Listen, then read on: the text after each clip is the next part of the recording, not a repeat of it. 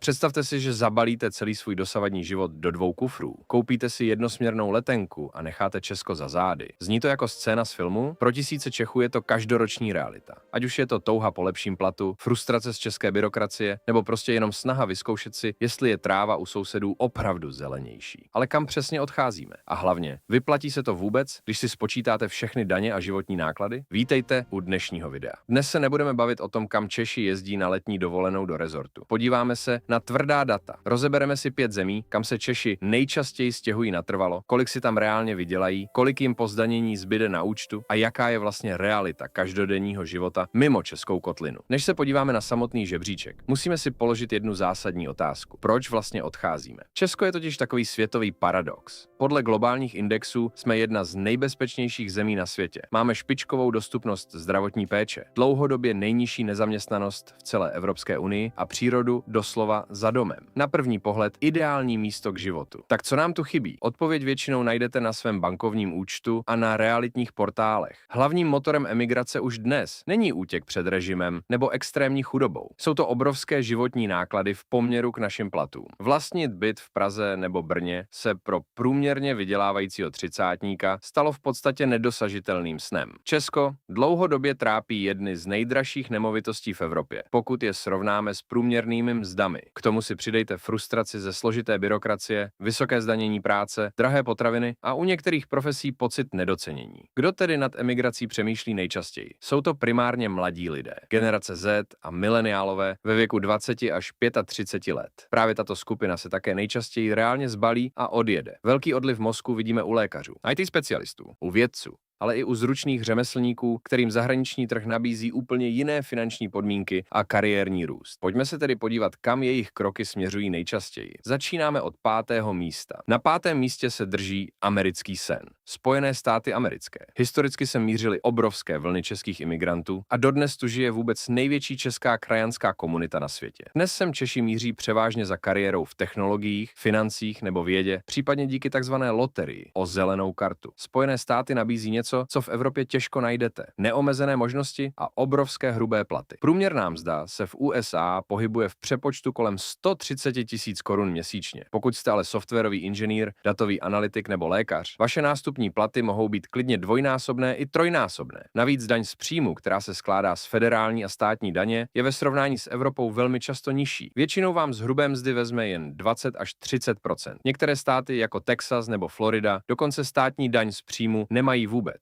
Zní to jako ráj, že? Tady ale přichází obrovské americké ale. V USA neexistuje univerzální bezplatné zdravotnictví, na které jsme zvyklí z domova. Kvalitní zdravotní pojištění, pokud vám ho plně nehradí zaměstnavatel v rámci benefitů, vás může stát i desítky tisíc korun měsíčně. A to se bavíme jen o pojistném, ne o spoluúčasti při reálné návštěvě lékaře. Pokud máte rodinu, připravte se na to, že školky a péče o děti jsou tu extrémně drahé. V některých státech klidně i 20 až 30 tisíc korun za jedno dítě měsíčně. Do USA se tedy Češi stěhují primárně za výkonem a budováním kariéry. Vyděláte tam nejvíc peněz, ale musíte být zdraví, tvrdě pracovat a spoléhat se hlavně sami na sebe. Je to kapitalismus v té nejčistší podobě. Na 4. místě máme evropský zlatý důl, Švýcarsko. Zemi, kam lidé odcházejí nejen za pohádkovými platy, ale i za neuvěřitelně vysokou kvalitou života, bezpečností a dokonalou přírodou. Pokud jde o čísla, Švýcarsko hraje naprosto jinou ligu. Průměrná hrubá mzda se tady pohybuje v přepočtu vysoko nad hranicí 170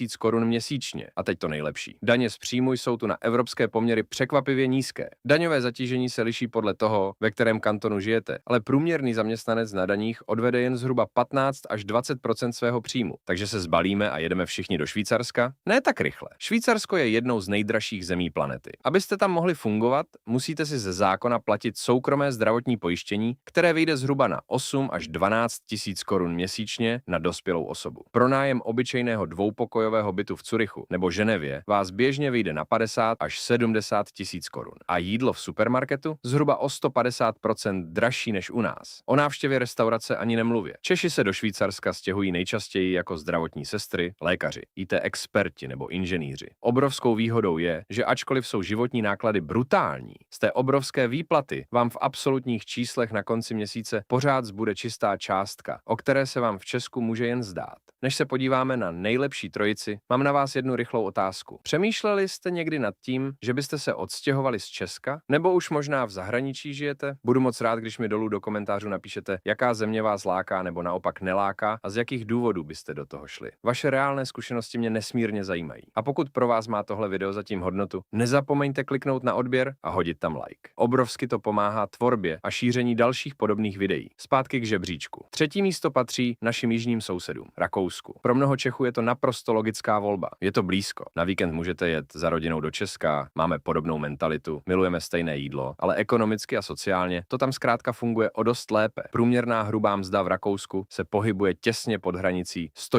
000 korun měsíčně. Ale pozor, Rakousko má jeden obrovský trumf, který jinde běžně nenajdete. Tím je takzvaný 13. a 14. plat, tedy příspěvek na dovolenou a vánoční odměna. Tyto platy jsou garantované kolektivními smlouvami pro drtivou většinu zaměstnanců. A co víc, tyto dva extra platy za rok jsou zdaněné extrémně nízkou sazbou, zpravidla jen kolem 6%. Běžné měsíční daně jsou v Rakousku sice progresivní a poměrně vysoké, u průměrného platu vám ukrojí klidně přes 30% z výplaty na daních a sociálním pojištění. Ale ten silný sociální systém a infrastruktura za to stojí. Hlavní důvod, proč se Češi stěhují zrovna sem, je Vídeň. Město pravidelně vyhlašované jako nejlepší místo pro život na světě. Oproti Praze nebo Brnu má Vídeň skvěle zvládnutou bytovou politiku. Systém městských a regulovaných bytů znamená, že bydlení je tu v poměru k platům mnohem dostupnější než u nás. Rakousko zkrátka nabízí dokonalý balanc mezi prací a osobním životem hned za našimi hranicemi. Na stříbrné příčce najdeme Velkou Británii, zemi, která pro Čechy vždy znamenala obrovské lákadlo, zejména díky angličtině, kterou většina mladých lidí ovládá mnohem přirozeněji než němčinu. Spojené království už sice po Brexitu není tou jednoduchou destinací, kam jste mohli odjet s občankou v kapse a druhý den začít pracovat. Dnes potřebujete pracovní vízum a sponzorství od britského zaměstnavatele, což trh dost omezilo. Přesto je Británie stále druhým nejčastějším cílem. Míří sem hlavně čeští zdravotníci, lidé z IT a finančního sektoru. Průměrný plat ve Velké Británii je aktuálně v přepočtu kolem 85 000 korun měsíčně. Pokud ale zamíříte do Londýna, platy jsou podstatně vyšší. Skvělou zprávou v Británii je daňový systém a takzvané personal allowance, tedy nezdanitelné minimum. Zhruba prvních 12,5 tisíce liber ročně nedaníte vůbec. Až peníze nad tuto částku podléhají základní dani ve výši 20%. V čistém vám tak z výplaty zbyde poměrně solidní podíl. Kde je háček?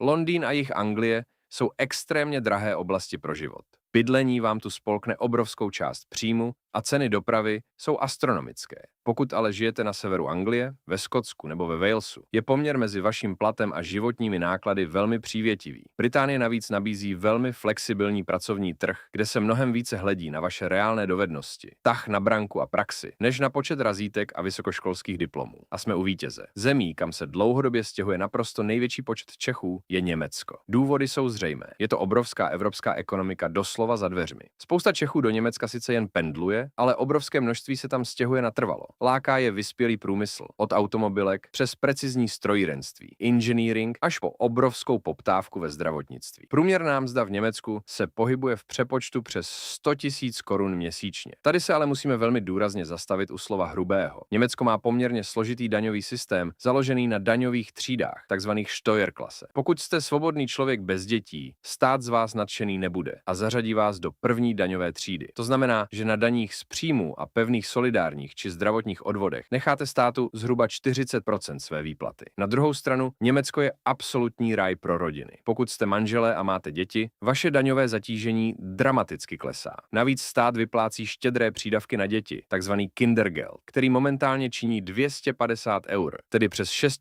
000 korun měsíčně na naprosto každé dítě. A co životní náklady? Ty jsou v Německu obrovským překvapením. Zatímco nájmy ve velkoměstech jako je Mnichov, Frankfurt nebo Berlín jsou velmi vysoké a najít tam byt je boj, běžné životní náklady vás potěší. Obzvlášť nákupy v supermarketech a drogeriích jsou v Německu paradoxně často levnější nebo srovnatelné s těmi v Česku. Navíc při prokazatelně vyšší kvalitě potravin. Když tohle spojíte se skvělou infrastrukturou, fungujícími službami a jistotou stabilní ekonomiky, je naprosto jasné, proč Německo u Čechů s přehledem vítězí. Na závěr je potřeba říct jednu důležitou věc. Tráva u sousedů vypadá vždycky zelenější. Vydělat si dvojnásobek v zahraničí zní fantasticky, dokud vám nepřijde účet za zubaře ve Švýcarsku, dokud nemusíte hledat předražený podnájem v Londýně, nebo dokud nenarazíte na byrokratickou zeď při řešení daní v Německu. Spousta Čechů se také po 5 nebo 10 letech vrací domů. S ušetřenými penězi, skvělými jazykovými znalostmi a s uvědoměním, že Česko vlastně není vůbec špatné místo k životu. Obzvlášť, když sem přivezete západní know-how.